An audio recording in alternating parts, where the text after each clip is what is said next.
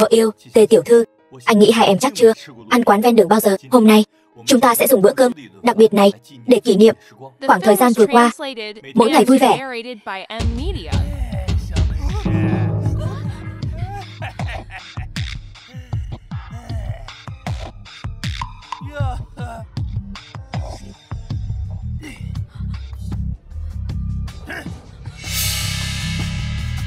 Hai người đẹp, mặt mới à?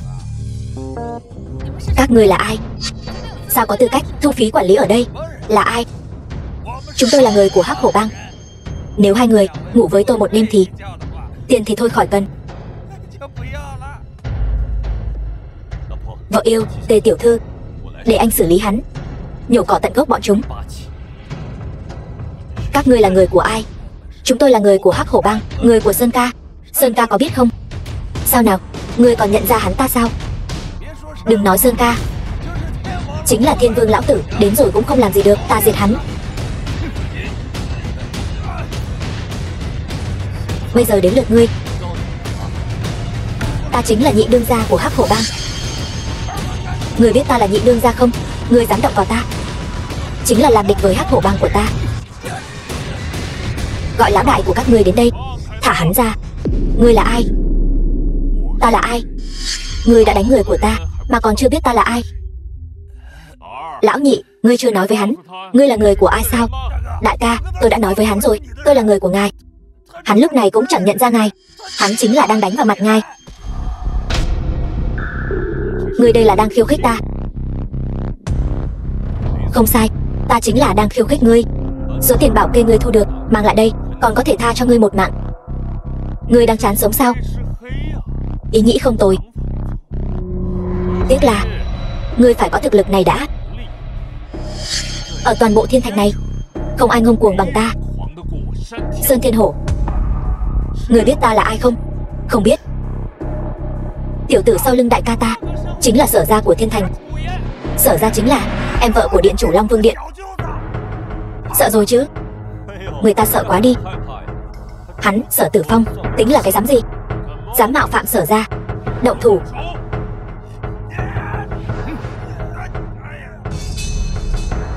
Bây giờ gọi Sở Tử Phong đến đây cho ta.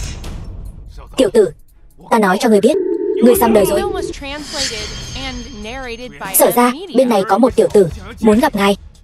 Khẩu khí hắn ta rất ngạo mạn, nói muốn diệt Hắc Hổ Bang của tôi. Ngài nhất định phải làm chủ cho tôi, đòi lại công bằng. Hắn ta là ai? Lâm Khiếu. Sở ra hắn ta tên Lâm Khiếu. Sao ngươi dám chọc vào sát thần này? Ta không quản được ngươi nữa rồi, ngươi tự cầu nhiều phúc đi. Sở ra, ngươi rốt cuộc là thân phận gì? Ta là ai không quan trọng, ngươi chỉ cần biết cái chỗ dựa mà ngươi đang nương tựa, Sở Tử Phong, cũng chỉ là kẻ bại trận dưới tay ta. Còn ta diệt Hắc Hổ Bang của ngươi cũng chỉ trong nháy mắt mà thôi. Ngươi muốn thế nào mới tha cho Hắc Hổ Bang của ta? Còn chưa hiểu sao? Chỉ cần các ngươi đảm bảo sau này không dựa vào thế lực mà ức hiếp người khác, chúng ta sẽ tha cho ngươi. Thật sao? Ngươi thật sự bằng lòng tha cho ta? Tha cho Hắc Hổ Bang? Đương nhiên, nếu không thì Hắc Hổ Bang của ngươi đã bị diệt từ lâu rồi. Ta còn ở đây phí thời gian với ngươi làm gì? Tuy nhiên, nếu ngươi còn lề mề, ta sẽ thay đổi chủ ý đấy. Cảm ơn Lâm tiên sinh. Tôi đảm bảo sau này Hắc Hổ Bang nhất định sẽ nghe theo ngài, tuyệt đối không làm điều ác nữa. À đúng rồi, đây là phí bảo kê ta thu được. Đưa đây. Còn không mau đưa cho Lâm gia. Đưa tiền đây. Cút đi. Vâng, đi đây.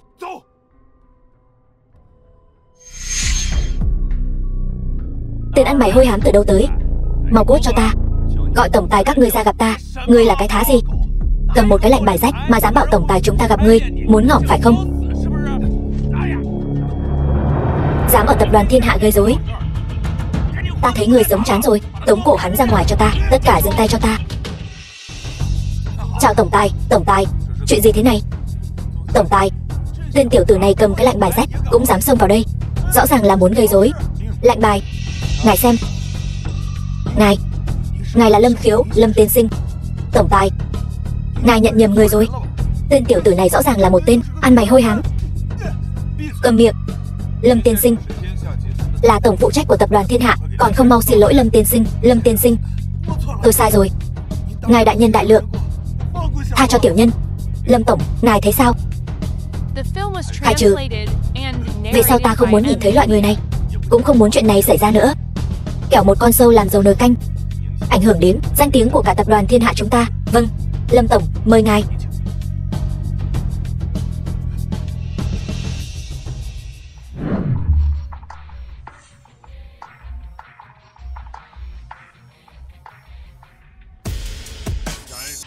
Tưởng Vũ chiến thần đại hạ. Chiến thần Tưởng Vũ, Diệp Thiên tập đoàn Thiên Hạ. Bái kiến tôn chủ. Thuộc hạ của Tam sư bá tôi. Long Vương điện này quả nhiên. Tìm ta có việc gì? Bẩm tôn chủ, ta là chiến thần Tưởng Vũ, từ nay sẽ nghe theo sự điều khiển của tôn chủ. Ngoài ra, không bao lâu nữa đường chủ Cứu Thế Đường sẽ đến Thiên Thành. Khi đó sẽ tổ chức yến tiệc nghênh đón tôn chủ, chính thức tiếp quản thế lực. Hủy bỏ yến tiệc nghênh đón cũng không được tiết lộ cho bất kỳ ai. Tin tức của ta, các ngươi đứng dậy đi. Dạ. Tôn chủ, điện thoại của đại sư Tôn. Tôn chủ, 3 tháng sau, ta sẽ đích thân chủ trì yến tiệc nghênh đón ngươi, chính thức tiếp quản thế lực to lớn của Long Vương điện. Đại sư bá, ta với thân phận tôn chủ của Long Vương điện ra lệnh cho ngươi, không được đến hủy bỏ yến tiệc nghênh đón. Các ngươi cũng đi đi. Dạ. Đừng hòng đổ đống hỗn độn này cho ta. Lâm Khiếu, bọn họ là ai? Bọn họ chỉ là mấy người hỏi đường thôi. Sao vậy vợ? Không có gì. Về nhà thôi. Vợ à, nôn nóng vậy sao? Muốn ở riêng với tôi thế à? Anh cũng vậy. Chúng ta đi thôi. Không đúng. Mắt vợ sao đỏ hoe vậy? Có phải nhà họ Sở bắt nạt em không? Nói với chồng đi, chồng sẽ giúp em xả giận. Vợ ơi, vợ đừng khóc nữa. Vợ ơi đừng khóc mà. Sao vậy? Chủ động đến dâng hiến rồi sao? Ngươi cảnh cáo tất cả các tập đoàn ở Thiên Thành, chẳng phải là muốn ép ta đến đây sao? Ta đã nói rồi, ai mà giúp ngươi chính là đối đầu với Lý gia ta, đối đầu với thủ phủ đệ nhất Thiên Thành. Nhưng mà ta có ép ngươi đâu. Ngươi... Vậy ta nói thẳng luôn, ta nguyện ý giao 30% cổ phần của Sở gia cho ngài, chỉ cầu ngài tha cho ta, tha cho Sở gia. Được, chỉ cần tối nay ngươi hầu hạ ta cho tốt.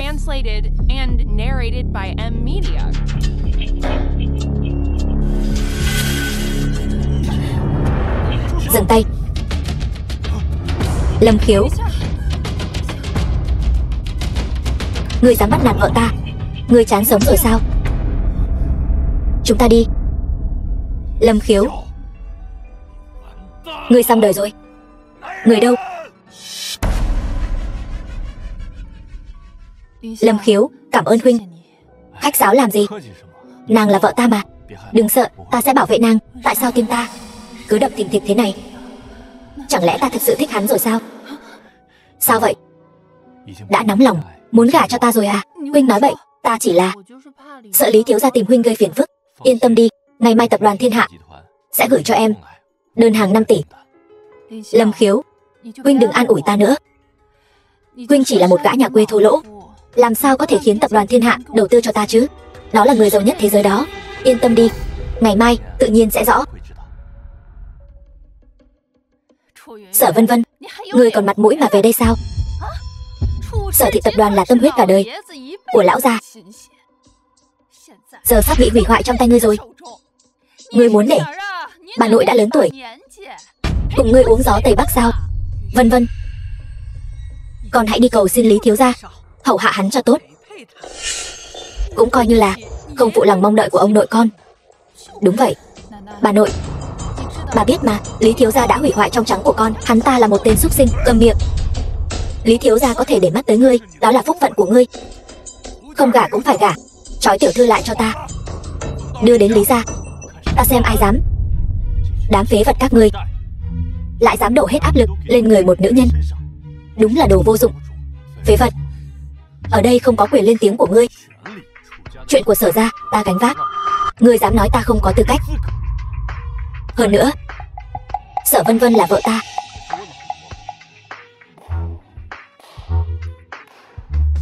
Nói hay lắm.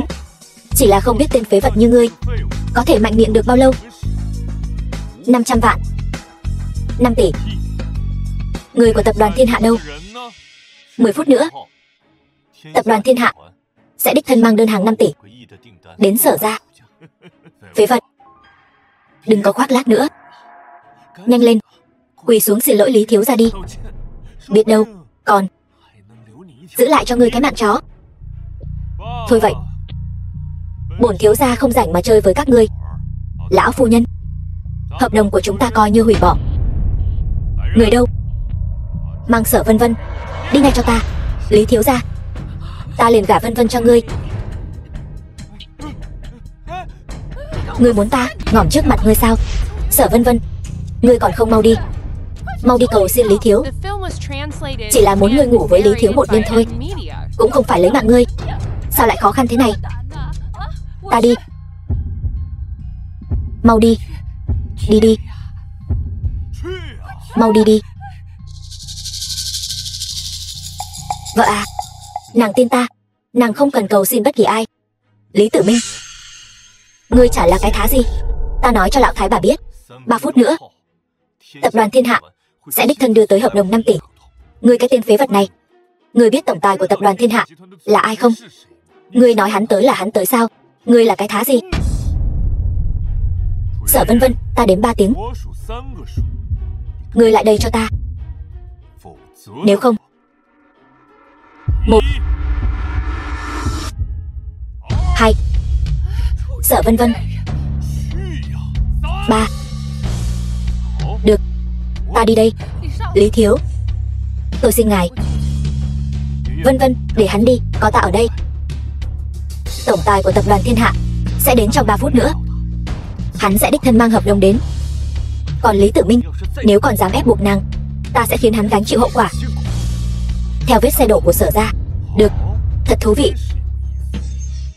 Vậy bổn thiếu sẽ không đi.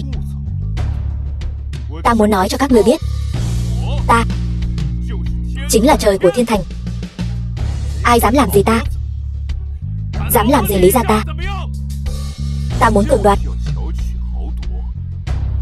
Ai bảo ta hơn các ngươi? Ta có quyền có thế. Còn các ngươi chỉ có thể khóc lóc quỳ xuống cầu xin. Còn ngươi chỉ là một đồ phế vật, kẻ ngay cả cổng tập đoàn Thiên Hạ cũng không vào được. Ai nói Lâm tiên sinh là phế vật?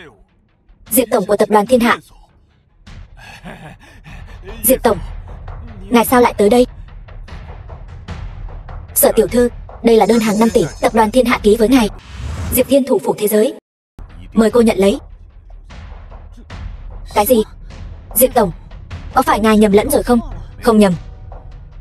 Lâm tiên sinh đã từng cứu mạng ta. Đây là Lâm tiên sinh bảo ta đưa cho cô.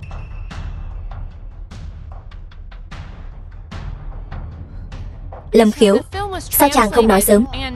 Giờ thì tin phu quân không gạt nàng chứ? Đơn hàng này giờ là của nàng rồi. Lâm Khiếu, cảm ơn chàng. Đợi không còn ai rồi hãy cảm ơn ta sao? Lý Tử Minh, đã đến lúc ngươi thực hiện lời hứa rồi. Quỳ xuống cho ta. Không thể nào. Ngươi chỉ là một tên công nhân thôi, sao có thể có cơ hội cứu Diệp tổng? Chuyện này nhất định có hiểu lầm. Diệp tổng ngài sẽ không bị hắn lừa chứ? Có phải không? Diệp tổng, hôm nay tôi nói rõ, sau này ai dám bất kính với Lâm tiên sinh chính là không coi Diệp Thiên tôi ra gì. Bây giờ ngươi lập tức quỳ xuống xin lỗi Lâm tiên sinh, nếu không Thiên Thành sẽ không còn Lý gia. Không thể nào, hắn chỉ là một tên phế vật, sao có năng lực cứu ngươi? Chuyện này nhất định là hiểu lầm. Diệp tổng, ngài bị hắn lừa rồi. Nhất định là ngài bị hắn lừa rồi. Xem ra ngươi đã có lựa chọn. Thông báo Thiên Thành, Lý gia từ hôm nay bị tập đoàn Thiên Hạ của ta loại bỏ. Kẻ nào dám giúp đỡ Lý gia cùng bị diệt. Diệp tổng, tôi sai rồi, xin ngài tha cho tôi, tha cho Lý gia chúng tôi. Ngươi nên cầu xin không phải ta.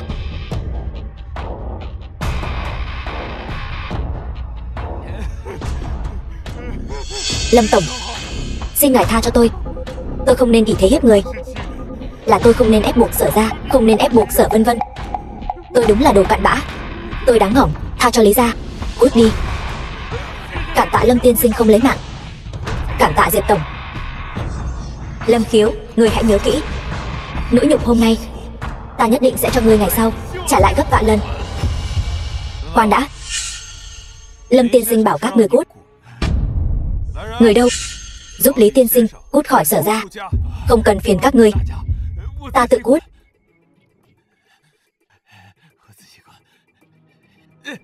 Lâm tiên sinh, đơn hàng đã đưa đến. Diệp mỗ cũng không ở lại lâu, chúng ta đi. Vợ à, giờ đơn hàng đã có trong tay rồi, cũng không cần nhìn sắc mặt người Sở ra nữa. Mình về nhà sinh khỉ con thôi. Người im miệng cho ta. Bà nội nếu không có việc gì, chúng tôi xin phép cáo từ. Khoan đã. Tuy hôm nay ngươi lấy được đơn hàng 5 tỷ của tập đoàn Thiên Hạ, nhưng với năng lực của ngươi không đủ để tiếp nhận. Việc này do Sở Tử Phong toàn quyền phụ trách. Bà già, hợp đồng này chỉ vợ tôi mới có thể, nếu không sẽ vô hiệu. Phế vật, ngươi không có tư cách để lên tiếng. Mau cút cho ta. Lâm Khiếu là chồng tôi, là ân nhân của Sở gia chúng ta. Đủ rồi. Nếu còn coi ta là bà nội thì hãy để Lâm tiên sinh ra ngoài. Vâng bà nội. Lâm Khiếu, chàng ra ngoài đợi ta. Vợ à, bọn họ đang qua cầu rút ván. Tôi không đi, tôi sẽ không để bọn họ ép nàng giao đơn hàng đâu. Không ai dám bắt nạt nàng. Thôi, cút nhanh đi. Tuân lệnh vợ yêu. Bà nội, có phải bà muốn tôi giao nộp đơn hàng 5 tỷ không? Đúng. Với năng lực của con không đủ để tiếp quản, giao cho Tử Phong phụ trách đi. Nghe thấy chưa? Mau giao đơn hàng cho ta.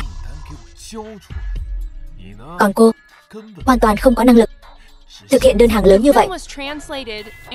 Diệp tổng của tập đoàn Thiên Hạ chỉ hợp tác với một mình tôi. Nếu tôi giao nộp đơn hàng thì hợp đồng chắc chắn cũng sẽ bị hủy bỏ. Đáng ghét. Cô đang uy hiếp ta đấy à? Tôi chỉ đang trình bày sự thật. Sở Vân Vân, là bà nội bảo cô giao đơn hàng cho tôi. Cô bây giờ chính là hỗn láo với trưởng bối. Bà nội, cô ta đang nghi ngờ quyền uy của bà. Đủ rồi. Có thể giao đơn hàng cho con, nhưng con phải chia tay với Lâm Khiếu, con rể của Sở gia. Sao có thể là một tên công nhân được? Tôi sẽ không chia tay với anh ấy. Tôi yêu anh ấy. Vậy thì hãy dập tắt tình yêu đó đi. Tại sao phải hy sinh tôi để dọn đường cho Sở gia? Bà nội, tôi cũng là người có máu có thịt. Vì Sở gia sinh ra nuôi nấng con, nên con phải nghe lời ta. Đúng vậy. Nếu không, cô chính là có lỗi với ân nghĩa sinh thành dưỡng dục của Sở gia. Bây giờ Diệp tổng đang ở ngay trước mặt cô. Cô nhất định phải nắm chắc lấy cơ hội này. Chỉ cần cô có thể gả cho Diệp tổng, sau này chắc chắn sẽ được ăn sung mặc sướng. Còn lấy Lâm Khiếu thì sẽ nghèo rớt mồng tơi. Chúng ta cũng không muốn cô phải chịu khổ. Vân Vân, giữa giàu sang và nghèo khó, con nên lựa chọn thế nào? Chắc còn rất rõ ràng. Đủ rồi. 3 tháng. Cho tôi 3 tháng, tôi sẽ biến Sở gia thành gia tộc siêu hạng, coi như báo đáp ân tình của Sở gia với tôi. Từ nay về sau, tôi và Sở gia ân đoạn nghĩa tuyệt. Được, cho con 3 tháng. Nhưng mà từ hôm nay, con phải từ chức tổng giám đốc, để Tử Phong đến phòng kinh doanh làm giám đốc. Ta muốn Lâm Khiếu ngỏm, còn phải bắt con nhỏ Sở Vân Vân đáng ghét kia cưỡng gian rồi lấy mạng. Hiểu ý ta chứ? Dạ, thuộc hạ hiểu.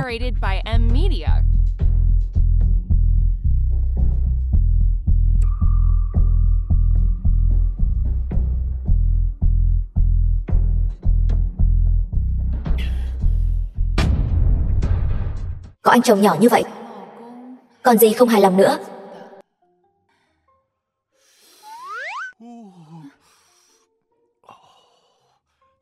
Vợ à, canh gà ác này có công hiệu bổ máu ích khí. Tối qua em bị ra máu rồi, chồng nhất định sẽ bồi bổ cho em thật nhiều. Há miệng ra nào, chồng đút cho em. Nói gì vậy? Tối qua em đến tháng mà. Tôi tất nhiên biết, em chỉ là đến tháng thôi. Vợ à, em nghĩ lung tung gì vậy? Ngươi...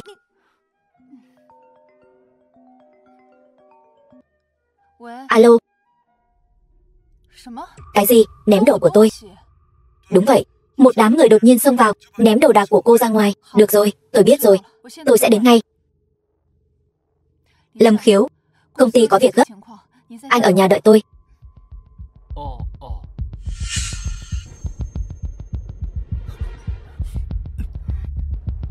Các ngươi là ai?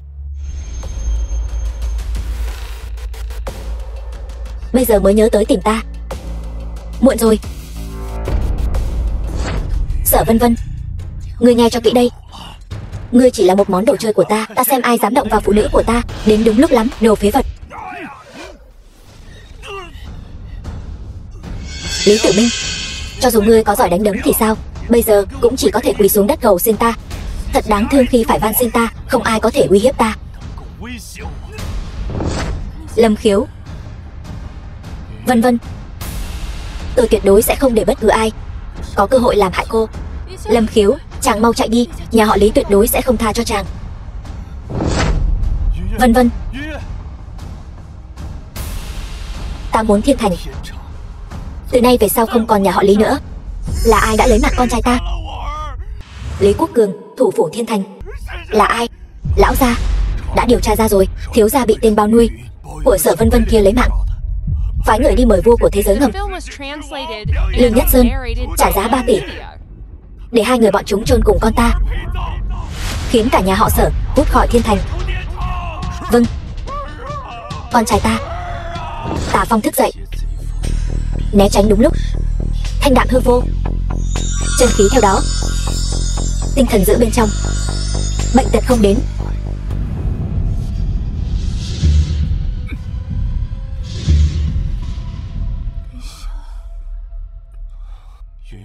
Vân Vân, cô không sao chứ?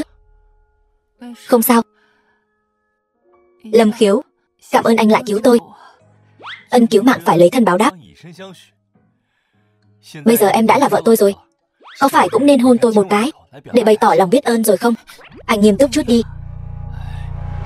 Anh đã lấy mạng Lý Tử Minh, Lý Quốc Cường chắc chắn sẽ không bỏ qua cho anh.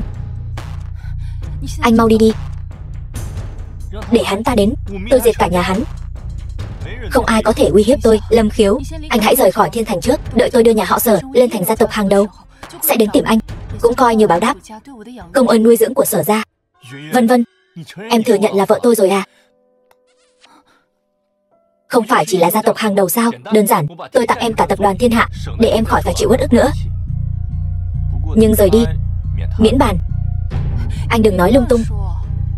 Cha của Lý thiếu gia có quen biết vua của thế giới ngầm Lương Nhất Sơn, anh còn không đi sẽ không kịp nữa đâu. Đã không còn kịp nữa rồi. Anh chỉ có thể ngỏm. Bây giờ ta cho ngươi hai lựa chọn. Một là tự mình ngỏm, hai là ta giúp ngươi ngỏm. Ta cảnh cáo ngươi, ngươi tốt nhất đừng để ta phải tự mình ra tay. Không ai có thể uy hiếp tôi. Đã muốn ngỏm, ta thành toàn cho ngươi. Lương Nhất Sơn, Lý Quốc Cường đã trả bao nhiêu tiền, ta cho ngươi gấp đôi. Xin hãy tha cho chúng tôi.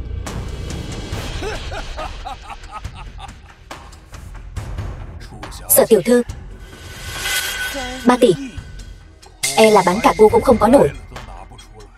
Huống hộ cô biết quy tắc của tôi, chỉ làm việc cho một người. Cái gì? Mạng của ta lại rẻ mạt đến vậy sao? Lương Nhất Sơn, quy tắc cứng nhắc, người là chân thật. Người muốn thế nào mới tha cho Lâm Khiếu? Hắn chỉ có thể ngỏm. Ta nhận tiền người ta thay người ta gánh họa, là chuyện thiên kinh địa nghĩa. Thiên kinh địa nghĩa gì chứ?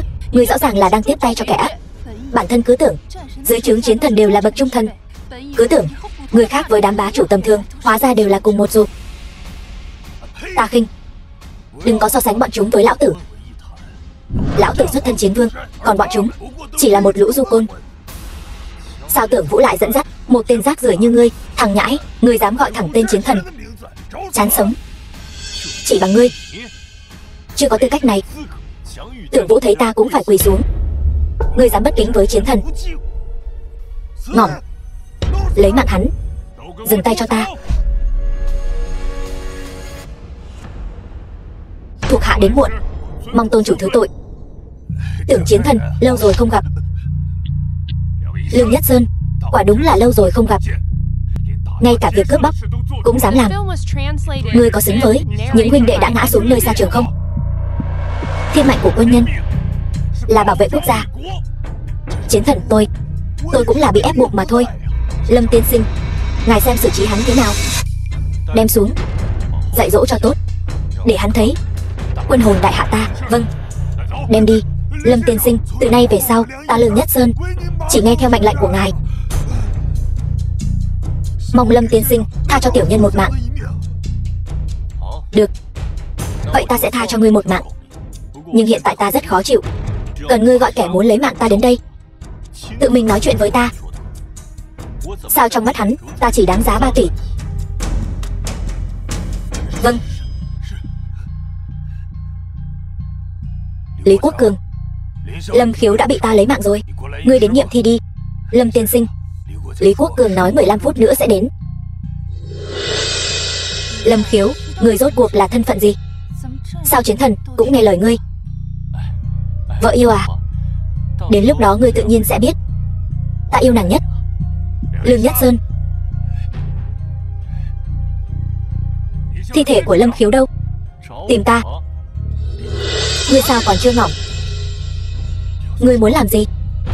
Đối mặt với kẻ muốn ta ngỏm, ngươi nghĩ ta muốn làm gì? Lâm Khiếu, ngươi dám lấy mạng ta, ta lấy mạng cả nhà ngươi. Ngươi nên suy nghĩ cho kỹ.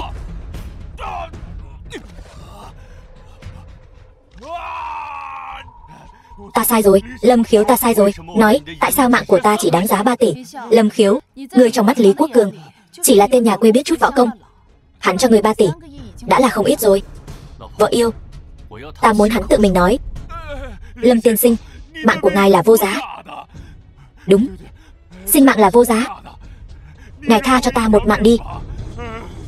Ta đảm bảo sau này ta sẽ làm lại. Được, xem như con trai ngươi đã bị báo ứng mà ngươi lại có lòng hối hận. Chuyện này coi như xong. Ngươi đi đi, nhưng mà dám lừa ta, hậu quả ngươi gánh không nổi. Cảm tạ Lâm tiên sinh không lấy mạng. Khoan đã, gia chủ Lý gia nổi tiếng là thương con như mạng. Lâm tiên sinh, ngài cứ thế thả hắn đi, chẳng khác nào thả hổ về rừng. Chỉ bằng hắn. Ngỏm đi, cẩn thận. Vân vân. Lý Quốc Cường, Lý gia các ngươi dám hết lần này đến lần khác chọc vào ta. Diệp Môn, các ngươi không thể động vào ta. Ta là người của Lý gia, thủ phủ Giang Thành. Dám động ta chính là đối đầu với Lý gia.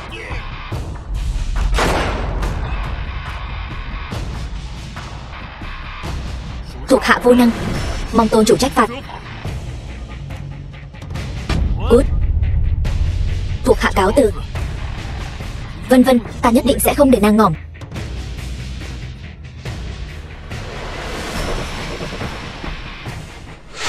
Tỉnh.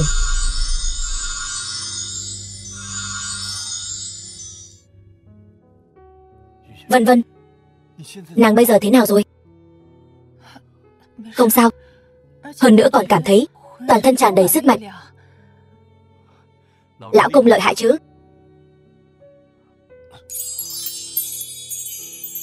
Đây là chuyện gì? Sáng rồi. Lâm Khiếu, chàng sao vậy? Thôi, vẫn là lão bà quan trọng nhất. Ta đang nghĩ, khi nào em mới ngủ với ta? Em đã thừa nhận thích ta rồi. Ta nghe rõ 1-1. Lần này em đừng hòng chối.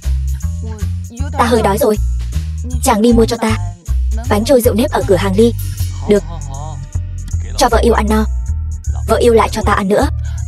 Cút. Vợ yêu, nàng đợi ta.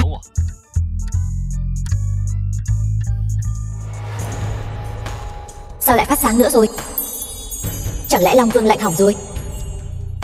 Cứu mạng, cứu tôi với. Giữa ban ngày ban mặt, dám ăn hiếp dân nữ, các ngươi dừng tay cho ta. Đây là tôn gia thủ phủ Giang Thành. Ngươi đừng xen vào việc của người khác. Ta sợ quá à.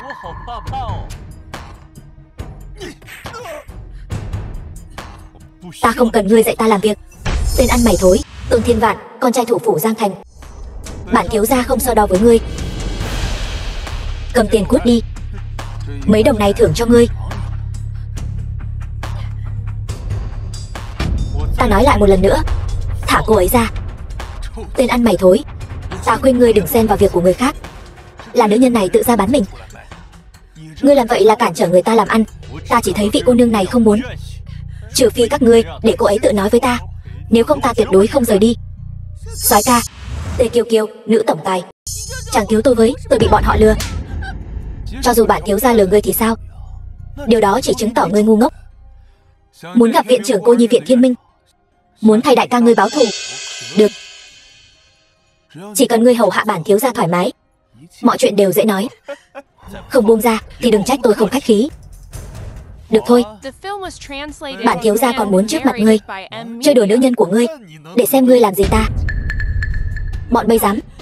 Đợi bổn tiểu thư trở về, nhất định băm bọn bay thành trăm mảnh. Nếu còn không ngậm miệng, ta liền phế ngươi ngay bây giờ. Được thôi, vậy ta sẽ xem ngươi có bao nhiêu bản lĩnh. Đánh cho ta. Dừng tay. Tiểu lão công, huynh có sao không? Đây là tình huống gì? Gặp phải một tên cặn bã, ta tiện tay dạy hắn đạo lý làm người, để sau này ra ngoài khỏi làm mất mặt đại hạ. Ngươi chán sống. Tôn thiếu gia, chuyện này nể mặt ta thì thôi đi. Chỉ cần huynh thả cô nương này ra, chúng ta sẽ bỏ qua chuyện cũ. Ngươi tính là thứ gì? Muốn Tôn gia ta nể mặt ngươi? Chỉ bằng tập đoàn Thiên Hạ đích thân ký cho ta đơn hàng 5 tỷ, ngài thấy đủ chưa? Nghe nói tập đoàn Thiên Hạ ký với ngươi một hợp đồng nhỏ, nhưng Tôn gia ta lại là đại khách hàng của tập đoàn Thiên Hạ.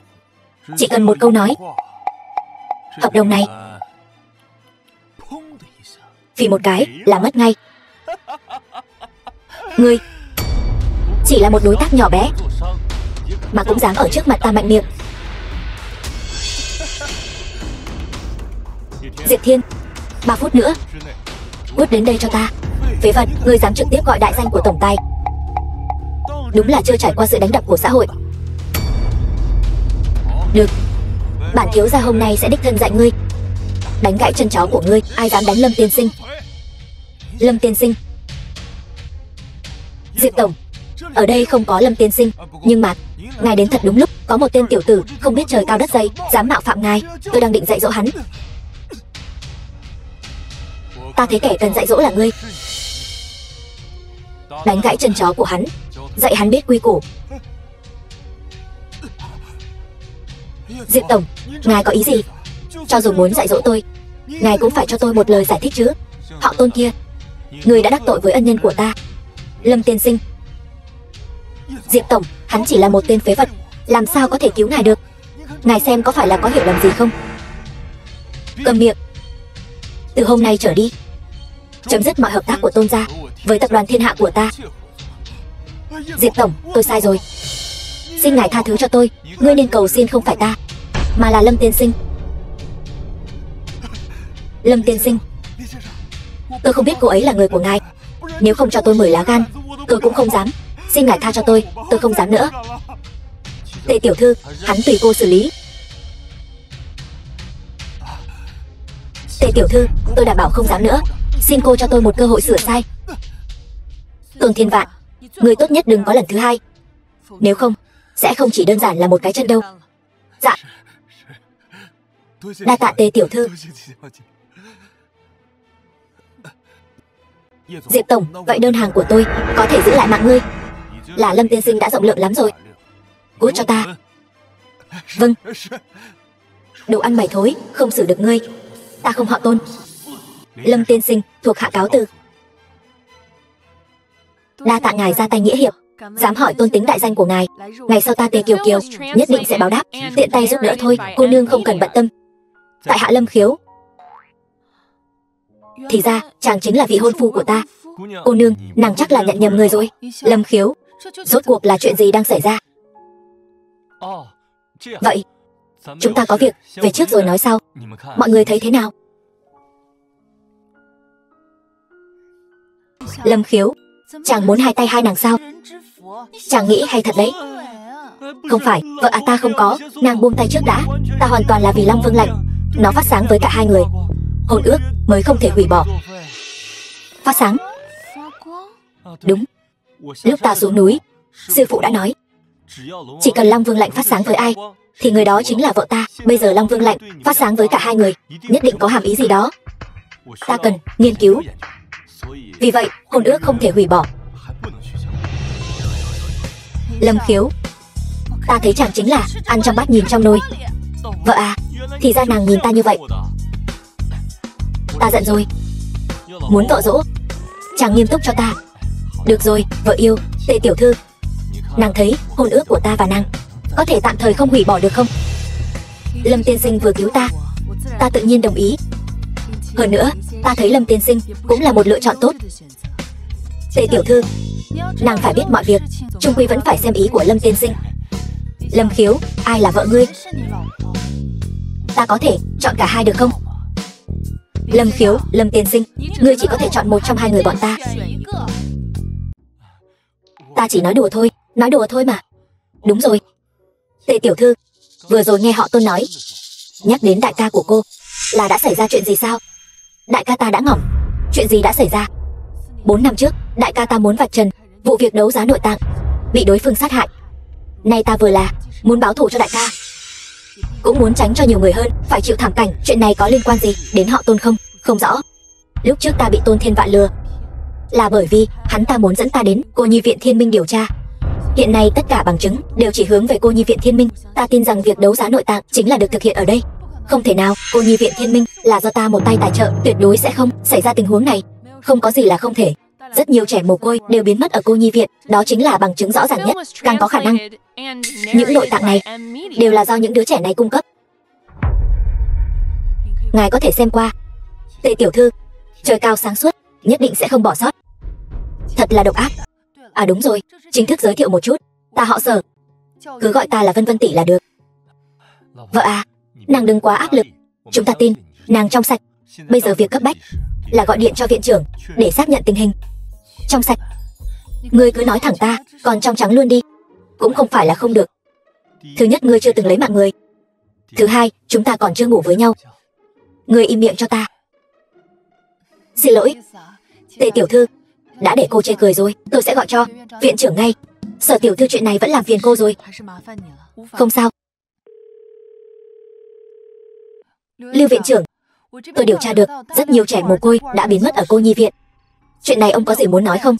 Sở tiểu thư, những điều này đều thuộc tình huống bình thường, còn bọn họ không phải biến mất, mà chỉ là rời khỏi Cô Nhi Viện. Tình huống bình thường? Tôi không quan tâm bọn họ là biến mất hay rời khỏi Cô Nhi Viện.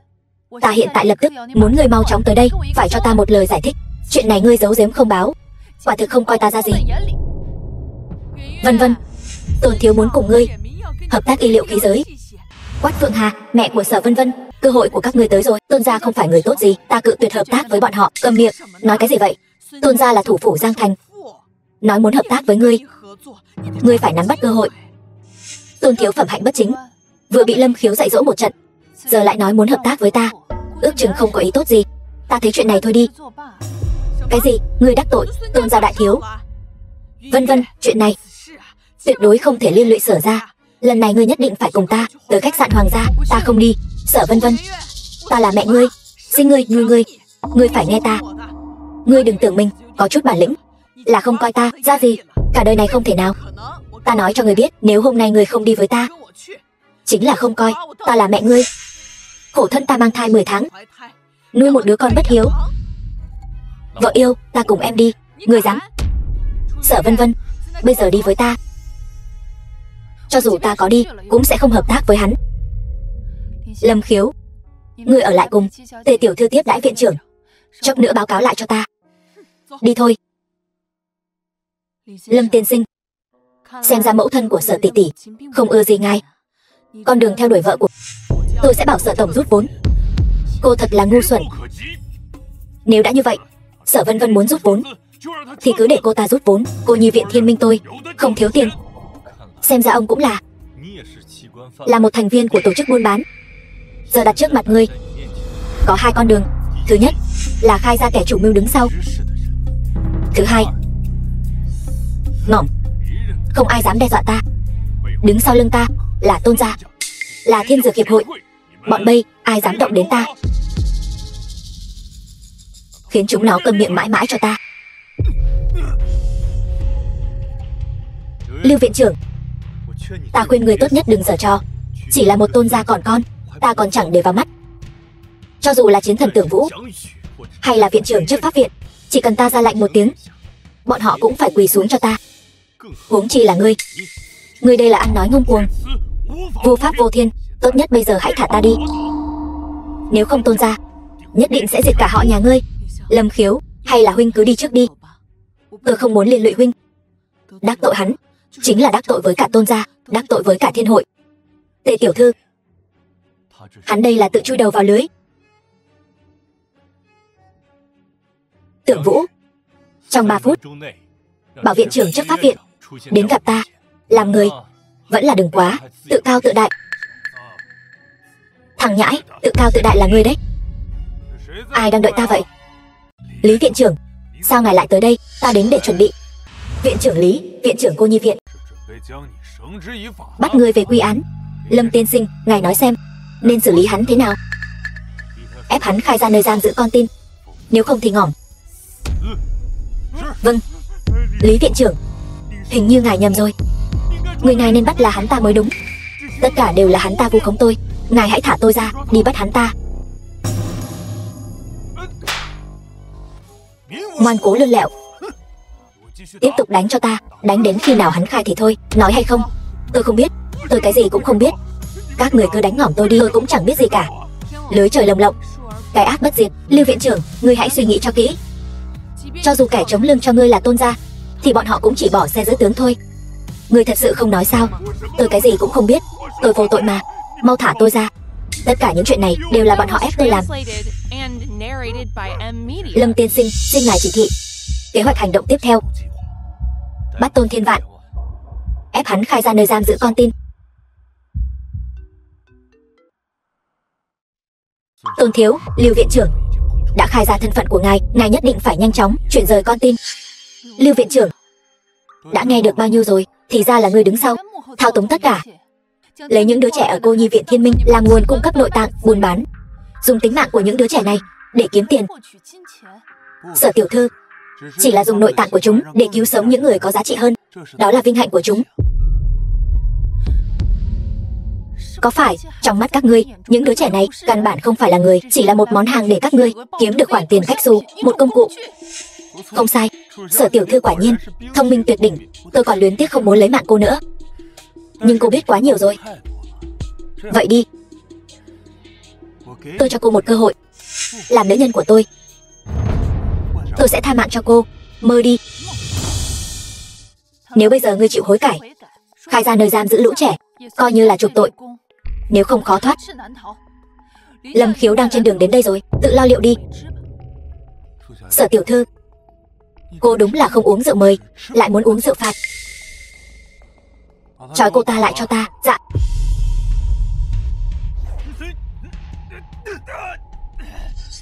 Tôn Thiên Vạn, ngươi nhất định sẽ phải trả giá cho những việc ngươi đã làm.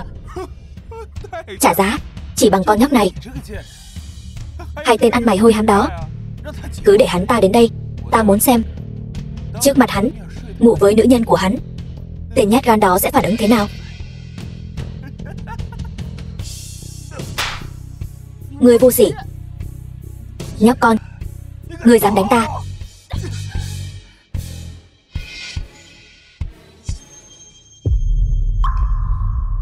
Dám động vào nữ nhân của ta, không thể tha thứ. Tốt lắm, bây giờ đã đến đủ rồi. Chúng ta cùng tính nợ mới lẫn nợ cũ.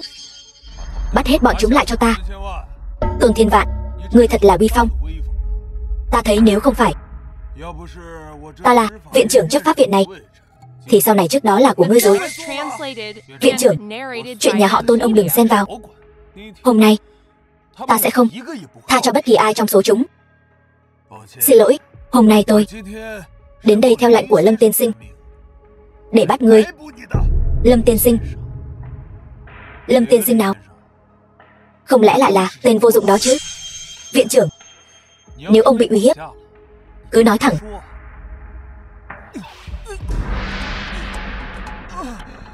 Tôn Thiên Vạn, ta có thể cho ngươi một cơ hội. Khai ra nơi giam giữ con tin, ta có thể cân nhắc để ngươi ngỏm toàn thây. Kẻ ngỏm không toàn thây là ngươi. Viện trưởng, chỉ cần hôm nay ông không nhúng tay vào, nhà họ Tôn tôi nguyện dâng tặng ông 100 tỷ mỗi năm. Bản viện trưởng từ chối bất kỳ hành vi vi phạm pháp luật nào. Vậy nên ngươi vẫn nên ngoan ngoãn nói ra nơi giam giữ con tin. Đó là đáng đời bọn chúng. Ta nói cho ngươi biết, đám rác rưởi đó chỉ có một chút giá trị, chính là ta. Chính ta đã khiến mạng sống của chúng thể hiện ra giá trị. Bọn chúng căn bản không cần ngươi đến thay chúng đòi lại công bằng. Mau thả ta ra. Bớt nói nhảm. Nói hay không, cha ta sẽ không tha cho người đâu. Không nói phải không? Ngỏm. Ta nói.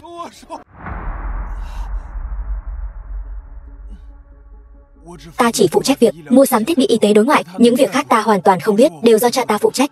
Gọi điện cho cha ngươi.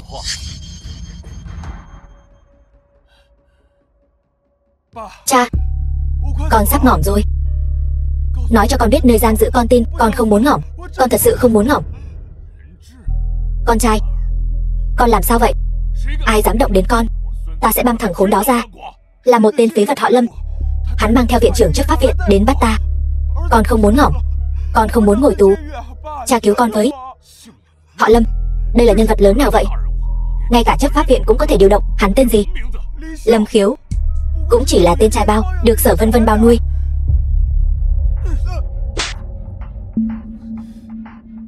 Ta nói cho người biết, giữ mồm giữ miệng cho sạch sẽ. Ngươi mà còn dám bất kính với Lâm tiên sinh, cẩn thận chúng ta đánh nát miệng ngươi.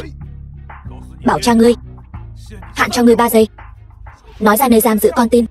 3, 2. Cha, chúng thật sự dám lấy mạng người. 1. Ta nói, đừng động đến con trai ta. Tuy nhiên, các ngươi phải thả hắn ra trước. Nếu không ta tuyệt đối không mở miệng. Thả hắn ra. Cút đi. Xem nào, cuối cùng chẳng phải vẫn phải thả ta ra sao? Ngươi nhớ kỹ, ta sẽ khiến ngươi phải trả gấp vạn lần cái giá này. Ta đợi đấy. Tôn thiếu gia, ngài làm sao vậy? Tôi chỉ đi vệ sinh một lát. Ngài đã muốn đi rồi sao? Có phải con gái tôi tiếp đãi không chu đáo không? Vân vân, hợp đồng thiết bị y tế đã ký với Tôn thiếu gia chưa? Mẹ, Sở gia chúng ta tuyệt đối sẽ không hợp tác với loại người này. Để hắn đi. Quách Phượng Hà, con gái bà nuôi dạy tốt lắm. Tôi nói cho bà biết, từ hôm nay trở đi, bà và con gái bà bị loại khỏi Sở gia. Còn ngươi đồ đáng ghét, ta sẽ khiến ngươi phơi thây ngoài đồng. Tất cả những chuyện này đều do ngươi mà ra. Đây là báo ứng của ngươi. Bây giờ bắt đầu. Về bảo cha ngươi thành thật khai báo. Ngươi muốn ngỏm à? Thiên đường có lối, ngươi không đi, vậy ta sẽ tiễn ngươi xuống địa ngục sám hối. Lâm Khiếu, ngươi dám? Nếu ngươi lấy mạng ta, ngươi sẽ vĩnh viễn không tìm thấy tung tích con tin. Không ai dám uy hiếp ta. Dừng tay. Manh mối không thể đứt đoạn tại đây được. Tề tiểu thư. Lâm Khiếu, mau lại xem Tề tiểu thư. Sau đó sẽ tính sổ với Tôn Thiên Vạn. Cũng kịp, vợ yêu nói có lý. Nhưng hắn tội ngỏm khó tha. Lần này là tử tôn căn, lần sau sẽ lấy đầu ngươi. Đem thiếu gia các người cút. Lâm Khiếu, chúng ta đưa Tề tiểu thư đến bệnh viện thôi. Tề tiểu thư yên tâm, cô sẽ không sao đâu. Lâm Khiếu, đợi Tề tiểu thư tỉnh lại, ngươi có cách nào xóa bỏ vết sẹo trên eo nàng không? Tất nhiên là không thành vấn đề. Xem ý nguyện của nàng thôi. Đúng rồi, ta về thu dọn một chút. Nói với mẫu thân một tiếng. Ngươi về sau đừng dính líu đến Tôn gia nữa. Được.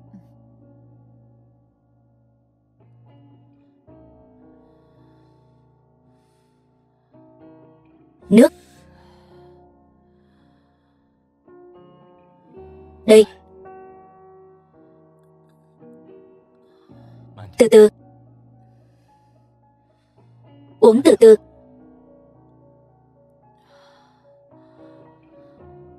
Lâm tiên sinh, vì vụ án buôn bán nội tạng đã có manh mối, nên việc tìm hiểu sâu hơn không cần liên lụy đến anh nữa. Mời anh đi. Tề tiểu thư làm người phải có thủy có chung. Chuyện này cô không cần lo lắng, nhất định sẽ nhổ cỏ tận gốc bọn chúng. Hơn nữa, cô hiện tại vẫn là vị hôn thề trên danh nghĩa của ta mà. Lâm tiên sinh, lời này đừng để Vân Vân tỷ nghe thấy, kẻo nàng ấy sẽ không vui. Lâm Khiếu ta thân chính không sợ bóng nghiêng. Hơn nữa hiện tại cô đang bị bệnh, ta càng nên ở lại chăm sóc cô. Sao có thể để cô một mình rời đi chứ? Chỉ là không biết vết sẹo đáng sợ này của tôi có thể biến mất không? Chỉ cần Tề tiểu thư vén áo lên, ta nhất định sẽ khiến nó biến mất hoàn toàn. Vén áo lên. Đúng, vén áo lên sẽ tiện hơn. Vậy Lâm tiên sinh, nhẹ nhàng thôi, tôi sợ đau. Cô yên tâm, lúc đầu có thể hơi đau một chút, về sau sẽ rất dễ chịu. Vậy thì anh chậm thôi.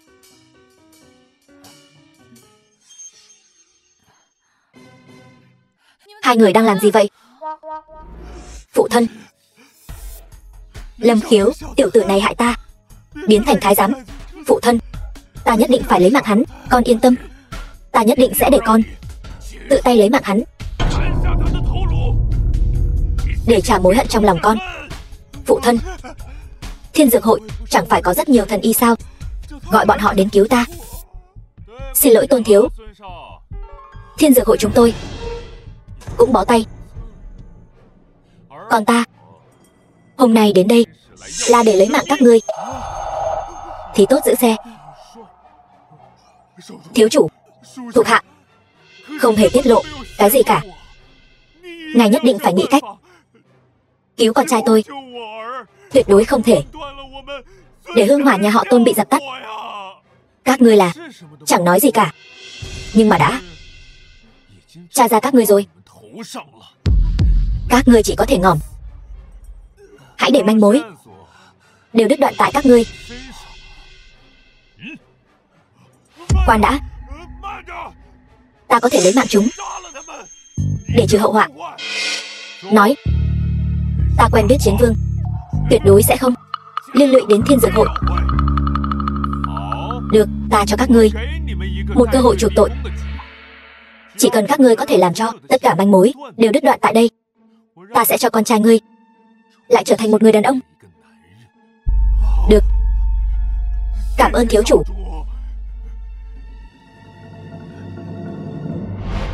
Lâm Khiếu, có tin tức về con tin chưa? Vẫn chưa. Ta đoán tên khốn đó 8 phần là không muốn nhận trách nhiệm. Không, ta đến để tự mình nói cho ngươi biết. Ta thấy các ngươi rõ ràng là không biết hối cải, nhưng đến cuối cùng các ngươi sẽ phát hiện tất cả những gì các ngươi làm chỉ là ngu ngốc mà thôi. Ngươi chính là Lâm Khiếu, dám phế con trai ta. Hôm nay ta sẽ băm ngươi ra. Chiến Vương, tên nhóc này làm phiền cô rồi. Chiến Vương, ngươi là thuộc hạ của ai? Lâm Khiếu, ngươi vậy mà ngay cả Chiến Vương cũng chưa từng nghe qua. Nàng ấy là nữ chiến vương duy nhất của đại hạ ta, từng đồ sát 5 nước trong một ngày, sắp trở thành một trong tứ đại chiến thần Vương Huệ Đình.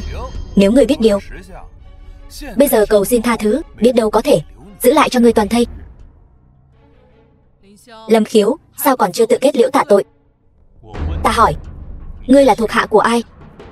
Ngươi một đời chiến vương, vậy mà lại tiếp tay cho giặc. Ngươi căn bản không xứng xưng vương.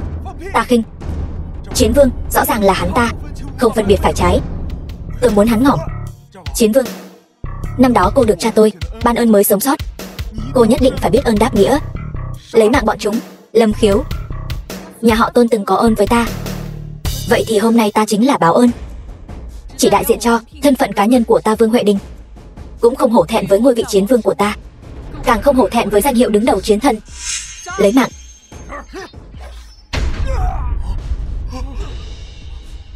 Chuyện gì vậy? Vương Huệ Đình, bây giờ ngươi dừng tay vẫn còn kịp. Ít nói nhảm, lấy mạng ra đây.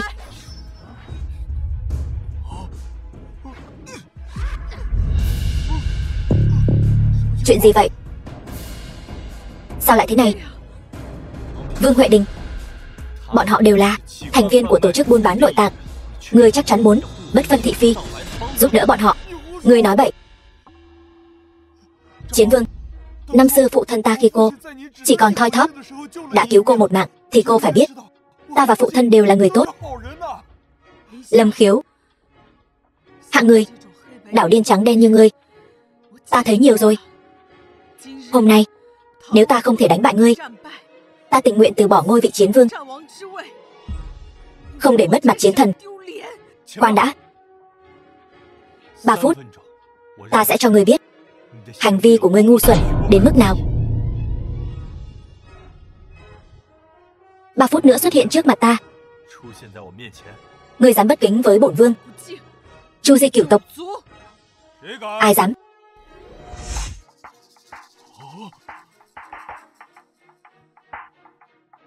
Vương Huệ Đình bái kiến chiến thần. Không biết chiến thần đến đây vì sao? Vương Huệ Đình, Lâm tiên sinh là ân nhân của ta, ngươi là thuộc hạ của ta. Ngươi dám Chu Di cửu tộc Lâm tiên sinh, e là phải tính cả ta vào đó. Thuộc hạ không dám. Lâm tiên sinh, ngài thấy xử trí thế nào? Chiến Vương, Lâm Khiếu chỉ là một tên ăn mày hôi hám, làm sao có thể quen biết chiến thần chi chủ Diệp Thiên.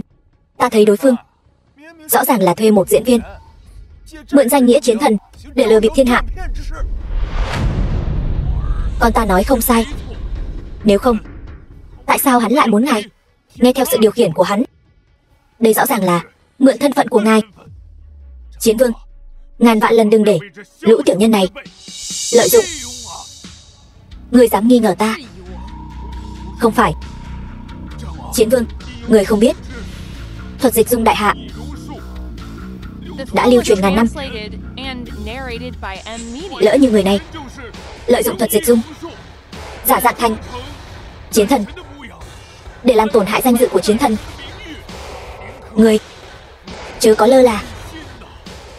Ngươi có biết mạo danh chiến thần đại hạ sẽ ra sao không? Quân lệnh, ai dám mạo danh? Thuộc hạ biết lỗi, xin chiến thần trách phạt. Nếu các ngươi còn dám đảo lộn trắng đen, lập tức toi mạng. Vâng, là người của Thiên Dược Hội sai khiến tôn gia chúng tôi bắt nhốt trẻ em của cô nhi viện Thiên Minh. Bọn chúng ở tầng hầm của Thiên Dược Hội. Tất cả những chuyện này đều không liên quan đến tôn gia chúng tôi. Mong đại nhân xử lý khoan hồng. Diệp Thiên, ngươi dẫn Vương Huệ Đình đến tầng hầm Thiên Dược Hội giải cứu con tin, đưa bọn họ đi. 3 ngày sau tập hợp tại Thiên Minh hội sở. Vâng. Ngươi vẫn chưa định khai thật thân phận với ta. Lâm Khiếu, chàng rốt cuộc khi nào mới chịu tin ta? Phu nhân, không phải ta không tin nàng, mà là cho dù ta có nói ra, e rằng nàng cũng chẳng tin. Cái cớ này. Vậy được rồi. Thật ra ta là điện chủ Long Vương Điện.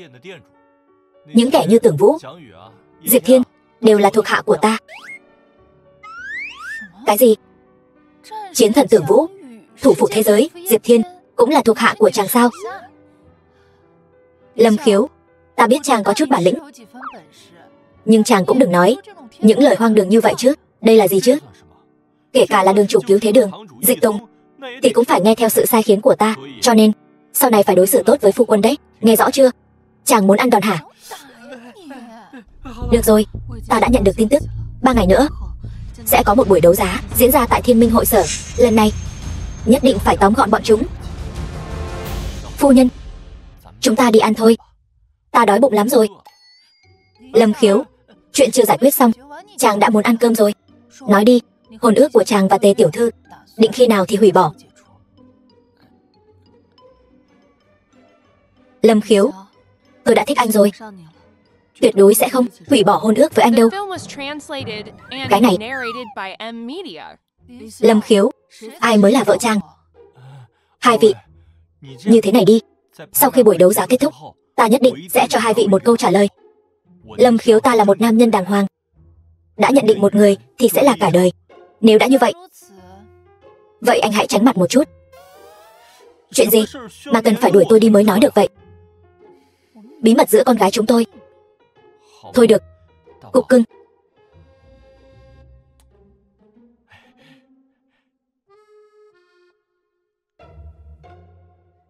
Tề tiểu thư, tôi là bạn gái được Lâm Khiếu thừa nhận, còn cô chỉ là vị hôn thê do sư phụ anh ấy định ra mà thôi. Nếu đã vậy, chi bằng chúng ta cạnh tranh công bằng đi. Được lắm. Đến lúc đó, tại buổi đấu giá, cùng tôi cầu hôn Lâm Khiếu. Khi đó, chỉ cần xem tâm ý của Lâm Khiếu là được. Được. Phu nhân, hai người nói chuyện xong chưa vậy? Y tá nói, có thể xuất viện rồi. Được, vậy chúng ta về nhà thôi. Được. Vừa rồi hai người đã nói gì vậy? Cho chàng một bất ngờ. Buổi đấu giá 3 ngày nữa sẽ biết thôi. Bất ngờ sao? Vậy ta thật nóng lòng mong chờ. Phụ thân, Tôn gia phụ tử đã xa lưới rồi. Vị trí con tin ta đã sắp xếp người chuyển đi rồi. Làm tốt lắm. Là ai đã bày mưu tính kế tất cả những chuyện này? Là Sở Vân Vân nuôi một tên trai bao. Lâm Khiếu.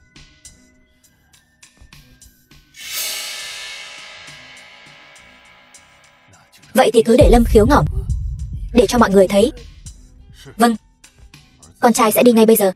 Phái 2 sát thủ đẳng cấp thế giới, tuyệt đối không tha cho hắn.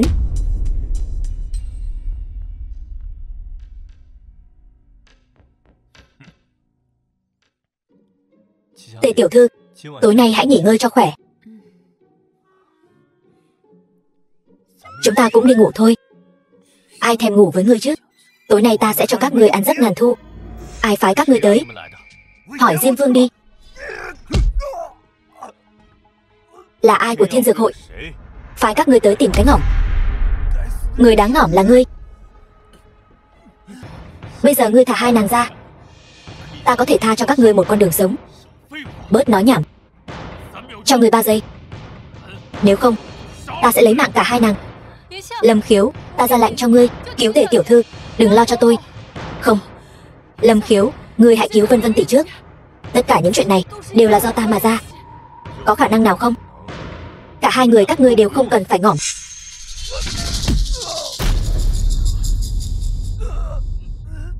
Nói ra kẻ chủ mưu đằng sau. Ta là Nhất Đại Thần Y. Có rất nhiều cách để cho ngươi sống không bằng ngỏm. Muốn ngỏm cũng không được. Nếu ngươi không muốn thử loại thân thể tan nát nhưng thần trí vẫn tỉnh táo, cơn đau đó, thì nói cho ta biết. Ta có thể nói cho ngươi biết, nhưng ngươi phải hứa thả chúng ta ra. Được. Là con trai của Phó Hội trưởng Thiên Dược Hội, Tiêu Thành Uy. Quả nhiên là Thiên Dược Hội đứng sau giật dây. Ta giữ lời hứa. Các ngươi cút đi. Đa tạ. The film was translated and narrated by M Media. Lâm Khiếu, sư bá nghe mấy người Tưởng Vũ nói, ngươi đang điều tra vụ án buôn bán nội tạng, trừ hại cho dân, nên đặc biệt đến Thiên Thành vào ngày vụ án kết thúc, để ngươi trước mặt mọi người tiếp nhận toàn bộ thế lực của Long Vương Điện ta, không được phản bác. Sư bá, rốt cuộc ai mới là điện chủ Long Vương Điện? Muốn ra lệnh cho sư phụ ngươi và mấy vị sư bá chúng ta, ngươi cứ chờ chính thức tiếp nhận vị trí tôn chủ đi. Tưởng Vũ bảo ta chuyển lời cho ngươi. Hai cha con Tôn gia đã khai ra là Phó Hội trưởng Thiên Dược Hội và con trai ông ta đã ngầm phá hoại. Ngày mai chúng ta gặp lại. Lâm Khiếu, lẩm bẩm cái gì thế? Không có gì. Chờ chuyện này kết thúc, ta cũng chuẩn bị cho các ngươi một bất ngờ. Bất ngờ? Lâm Khiếu, ta cảnh cáo ngươi, bây giờ phải nói cho chúng ta biết. Gấp cái gì? Ngày mai các ngươi sẽ biết. Tề tiểu thư, ngày mai buổi đấu giá tại Thiên Minh hội sở còn một trận ác chiến phải đánh. Nghỉ ngơi sớm đi. Phụ thân, người của tôi ám sát thất bại rồi. Buổi đấu giá ngày mai e rằng bọn chúng sẽ đến quấy rối. Vậy thì báo xuống dưới, khiến hắn có đến mà không có về. Buổi đấu giá ngày mai hạ độc Lâm Khiếu. Đúng vậy. Buổi đấu giá ngày mai chúng ta có thể bố trí hương độc trước, không màu không mùi, dùng xong là hết. Cho dù ngỏm cũng tra không ra manh mối. Những người còn lại chỉ cần trong đồ dùng của bọn chúng đặt thuốc giải là được. Quả nhiên, gừng càng già càng cay. Con trai sẽ đi sắp xếp ngay.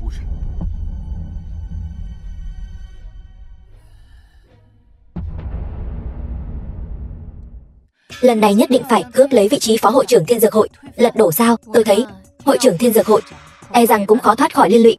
Tề tiểu thư nói đúng. Hội trưởng vì tuổi cao sức yếu trao quyền cho phó hội trưởng, khiến hắn nảy sinh dã tâm, mới gây ra đại họa. Tôi đã báo cho viện trưởng chấp pháp viện, một khi yến tiệc bắt đầu, chúng ta sẽ vạch trần sự thật. Tất cả mọi chuyện sẽ kết thúc trong ngày hôm nay. Chúng ta vào thôi. Đi thôi. Thằng nhãi danh từ đâu tới? Cút ngay cho tao. Thằng danh, mày nói ai đấy? Thằng danh, nói mày đấy. Hai người đẹp. Đi với hắn ta chi bằng đi với anh. Anh tuy chỉ là bảo vệ, nhưng anh là bảo vệ của Thiên Dược Hội. Đồ chó mắt coi thường người. Mày có tư cách gì bảo tao cút? Em gái à? Mày dám mắng tao? Chán sống. Chúng ta vào. Không có thư mời cấm vào. Nếu Lâm Khiếu ta hôm nay nhất quyết phải vào thì sao? Vậy thì là không uống rượu mời, lại muốn uống rượu phạt, tự chuốc lấy khổ. Người đâu? Đánh gãy chân của nó, ném ra khỏi Thiên Minh hội sở.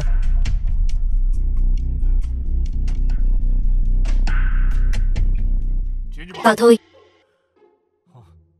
Hóa ra là Hồng Môn Yến. Báo với thiếu gia nhà các ngươi, Lâm Khiếu đến rồi. Đi thôi.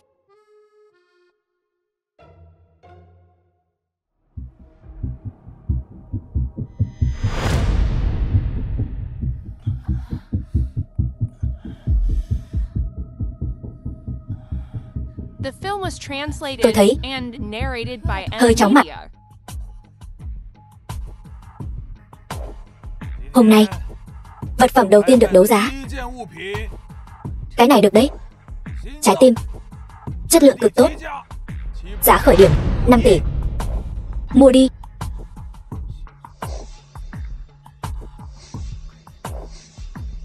Có người trả 8 tỷ. 8 tỷ lần 1, 8 tỷ lần 2, 8 tỷ lần 3. Chốt. Tiếp theo, mời Trương tiên sinh lên nhận. Cảm ơn Thiên Dược Hội đã cho vợ tôi cơ hội sống lần thứ hai. Cảm ơn.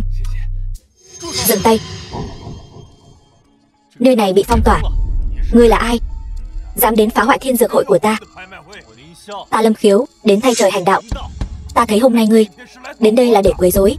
Buổi đấu giá của Thiên Dược Hội là nơi chính quy. Ngươi hỏi bọn họ xem họ có cần không. Ta mặc kệ chính quy hay không.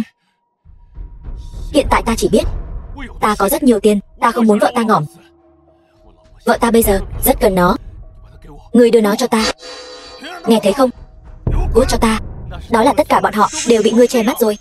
Ta có thể nói rõ ràng với các vị ở đây.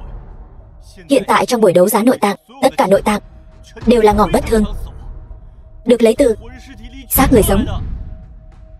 Hành vi độc ác như vậy, tất cả đều là vì phú quý tột đỉnh. Còn những người các ngươi đều là đồng lõa. Các ngươi còn không dừng tay. Đây chính là Thiên Dược Hội. Đây chính là thương hiệu lâu đời của Thiên Thành. Sao ngươi dám vu khống? Nó tàn hại người vô tội. Sao ngươi dám khẳng định những người ở đây đều là đồng lõa? Ngươi thật là không biết trời cao đất dày. Nói suông không bằng chứng. Có bản lĩnh thì ngươi đưa ra bằng chứng. Bằng chứng? Bằng chứng chính là những nội tạng này. Tất cả đều là của những đứa trẻ ở cô nhi viện Thiên Minh. Là từ thân thể nóng hổi của chúng mà lấy ra. Các ngươi còn muốn bằng chứng gì nữa? Thật là hoang đường. Thiên Dược Hội ta, tất cả đều là chính quy. Được, vậy ngươi nói cho ta biết, những nội tạng này từ đâu mà có? Nói. Không nói được nữa rồi. Vậy ngươi để người biết. Đến nói cho ta biết đi. Vậy để ta nói cho ngươi biết. Đây là do đại hạ ủy quyền. Ta đứng trước mặt mọi người chính là vì tuân theo bổn phận của người thầy thuốc, cứu chữa thiên hạ. Ta đã cứu vô số người, hóa ra đổi lại được kết cục như ngày hôm nay. Được. Vậy thì bây giờ dừng lại. Không, không thể dừng lại hội trưởng. Tên này chính là Lang Băm. Ngươi phải xin lỗi hội trưởng. Xin lỗi. Nếu không thì ngươi đừng hòng rời khỏi đây. Xin lỗi. Ai dám bắt Lâm Khiếu xin lỗi? Các ngươi không phải muốn bằng chứng sao? Vậy ta cho các ngươi bằng chứng. Những đứa trẻ trong ảnh này, nội tạng đều đã biến mất. Những bằng chứng này đủ chưa? Một tấm ảnh thì có thể chứng minh được gì? Ta thấy ngươi và Lâm Khiếu này chính là đồng bọn, muốn vu khống hội trưởng, mưu lợi từ đó. Ta thấy tên này rõ ràng là trai bao của nữ nhân này. Thật là đồ bỏ đi, lời của một kẻ vô dụng. Các người nói xem, có cần thiết phải nghe không? Tôi phải đi rồi, vợ tôi không thể chờ được nữa. Ngươi có thể đi, nhưng trái tim này phải để lại. Đây là bằng chứng phạm pháp của bọn chúng. Ngươi không thể mang đi. Cút, ta nói cho ngươi biết. Tất cả mọi thứ ở đây đều không liên quan đến ta. Ta chỉ cần vợ ta sống. Nếu biết điều thì mau cút đi cho ta, đừng cản đường ta. Còn nữa, trái tim này ta đã mua rồi, bây giờ nó là của ta. Ta có quyền mang nó đi. Vậy những người đã ngỏm thì sao? Mạng vợ ngươi là mạng, mạng những đứa trẻ này không phải là mạng sao? Hãy để hắn ta đi. Vợ hắn ta vô tội. Người của tòa án phía sau sẽ bắt những kẻ giữ trái tim mang đi. Còn các ngươi, những kẻ có tội, ta khuyên các ngươi đừng xen vào việc của người khác. Các ngươi căn bản không có tư cách bắt chúng ta. Ngươi cút cho ta. Ở đây không có kẻ lấy mạng người, cũng không có đồng phạm. Nếu có, chính là các ngươi. Chỉ có kẻ lòng dạ bất chính mới có thể nghĩ ra chuyện độc ác như vậy. Ngươi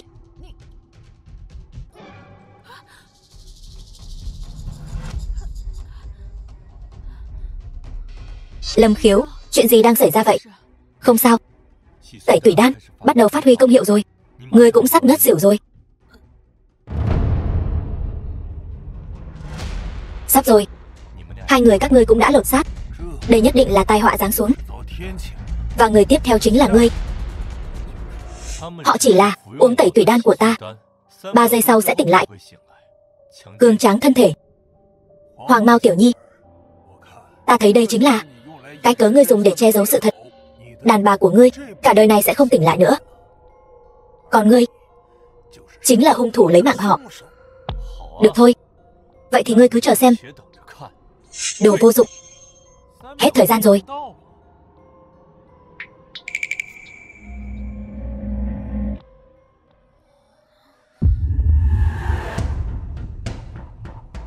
Lâm Khiếu, chuyện gì vậy? Đương nhiên là hội trưởng đại nhân muốn ta Lâm Mỗ Ngỏm cố ý thả hương độc trong không khí, không màu không mùi, muốn lấy mạng ta, cuối cùng lại đổ tội cho tai họa, để ta mang theo tiếng xấu cả đời mà ngỏm. May mà ta là tiểu thân y Mãng Sơn, nhìn thấu được quỷ kế của hắn. Hương độc, hương cái khỉ gì độc? Ở đây căn bản không có đốt hương. Hội trưởng, đuổi bọn họ ra ngoài. Đuổi ra ngoài. Nếu mọi người đã đồng ý, vậy ta sẽ bắt người này, mang đi. Lâm Khiếu, ngươi thua rồi. Ta sợ quá à. Viện trưởng chấp pháp viện, hội trưởng Thiên Dược hội đã đến. Trải qua kiểm tra của chấp pháp viện, xác định phó hội trưởng Thiên Dược hội cùng con trai hắn chính là kẻ chủ mưu đứng sau vụ án mua bán nội tạng.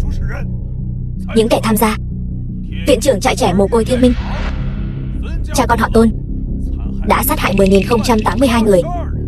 Trước tiên mang tội nhân ra ngoài. Lưới trời lồng lộng, thư mà khó lọt. Mang bọn chúng đi, là bọn chúng vu oan giá họa cho tôi. Các ngươi không thể mang ta đi.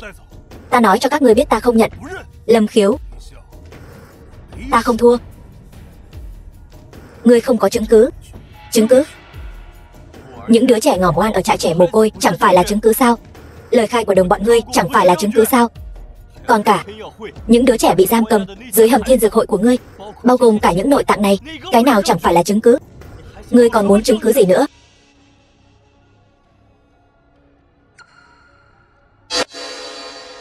Vâng, Mạnh Lâm tiên sinh đã cứu được con tin. Tổng cộng 1 vạn người. Sao huynh lại mang theo một đứa trẻ đến đây? Anh trai, là muội tự muốn đến. Muội muốn tận mắt chứng kiến lũ người xấu này xa lưới. Muội tin thế giới này đối với tất cả mọi người đều ấm áp và công bằng. Anh trai, muội muốn thấy lũ người xấu này phải trả giá đắt. Cô bé, muội dám đứng ra tố cáo hắn, rất nguy hiểm đấy. Muội không sợ. Muội tin rằng thế giới này tươi đẹp. Muội muốn an ủi chị gái đã mất của muội. Thế giới rực rỡ, muội không khuất phục trước kẻ xấu. Không ai khuất phục cả. Thế giới thật tươi đẹp. Tất cả tội ác đều sẽ phơi bày dưới ánh mặt trời chói chang. Tiêu Tông Dương, ngươi có nhận tội không? Tôi không có tội. Là tất cả các ngươi đang lừa tôi.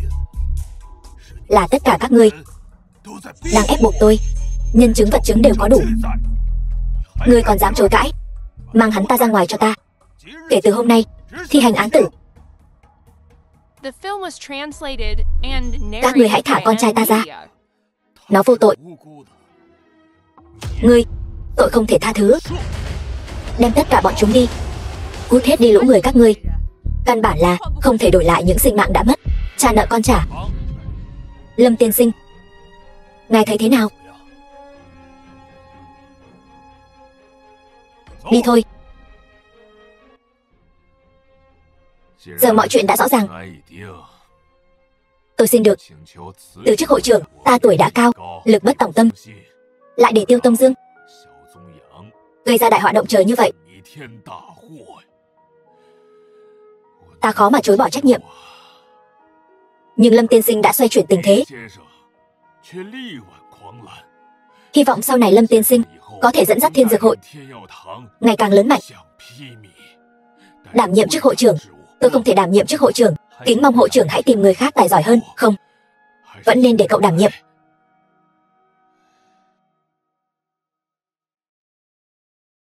Chân nhân của Long Vương Điện, Diệp Thiên của tập đoàn Thiên Hạ, Tưởng Vũ người đứng đầu tứ đại chiến thần, Dịch Tùng đường chủ cứu thế đường. Bái kiến tôn chủ. Mong tôn chủ kế vị. Đại sư bá, giờ nhiệm vụ đã hoàn thành. Tôi chỉ muốn về nhà cưới vợ sinh con, sống cuộc sống bình thường. Trước tôn chủ tôi xin miễn.